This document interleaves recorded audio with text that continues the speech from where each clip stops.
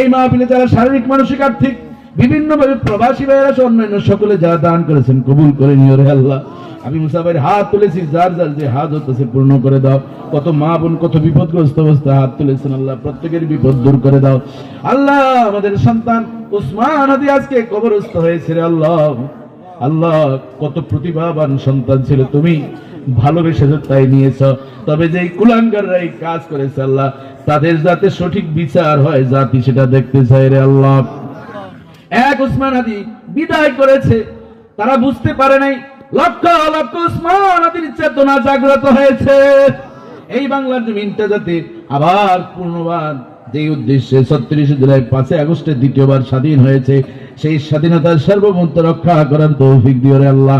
খাস করে আল্লাহ এখানে যারা মেহমান অতিথি আসছেন আল্লাহ, প্রত্যেকে ইমানে আমলে বারাকা দান করো।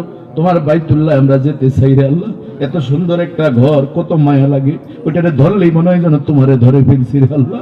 ওই বাইতুল্লাহ কেমনে নিবা, কবে নিবা জানি না, আমরা যেতে চাই আল্লাহ, তুমি যাওয়ার ব্যবস্থা করে দাও। যেই নবীজিরে দেখলে জাহান্নামের আগুন হারাম হয়ে যায় আল্লাহ, সেই নবীজিকে না দেখাইয়া আমাদের মাইরহনা। আসসালাতু ওয়াসসালামু আলাইকা ইয়া রাসূলুল্লাহ, আসসালাতু ওয়াসসালামু আলাইকা ইয়া হাবিবাল্লাহ, আসসালাতু ওয়াসসালামু আলাইকা ইয়া শাফিউল মুসলিমিন, আসসালাতু ওয়াসসালামু আলাইকা ইয়া রাহমাতুল লিল আলামিন। মরণকালে জমানে জারি করে দিন লা ইলাহা ইল্লাল্লাহু মুহাম্মাদুর রাসূলুল্লাহ।